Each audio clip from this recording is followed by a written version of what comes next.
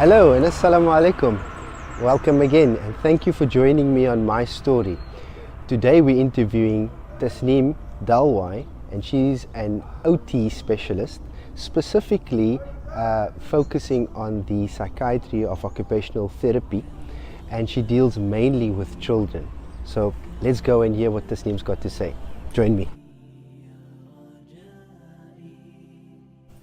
Assalamu alaikum. My name is Tasneem Dalwai and I'm an occupational therapist. I work in the field of mental health and psychiatry.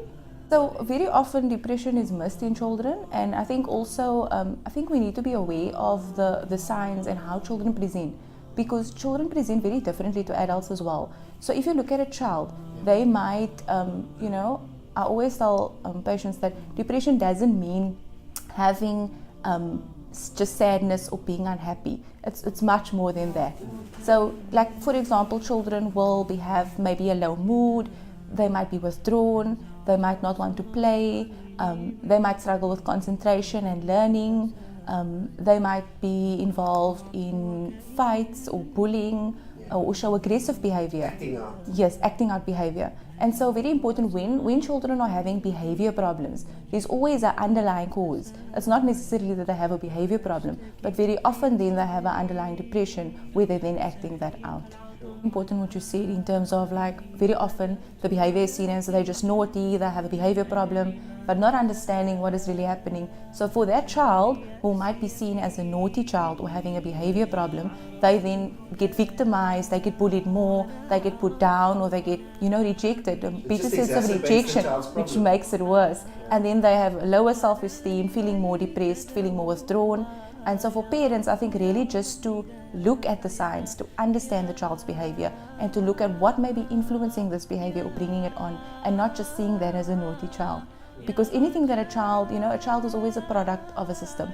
So whatever happens, whatever they present with, there's always a trigger, for that child. Importantly, when mothers are using substances in pregnancy, often the child may be born and they appear like they don't have any abnormalities.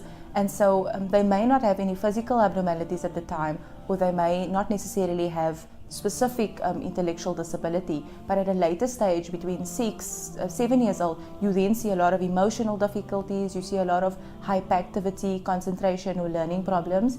And then also children who are born to mothers or parents who are using substances then also have a high risk of having depression or mental illnesses, and also have a higher risk of using substances themselves as well.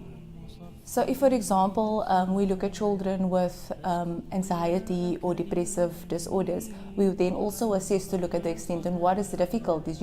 Are they struggling with school? Are they struggling with socialization?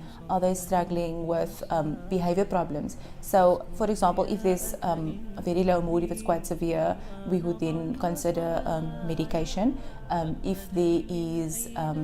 If there's a need for psychology, they would then need more one-on-one therapy, and then also occupational therapy would then come in to look at the social skills, and also equipping the parents and the family with ways to manage the behavior difficulties, calming techniques if the child is aggressive, and if the child, for example, has outbursts or anything like that. And also just to really educate the family on the symptoms, and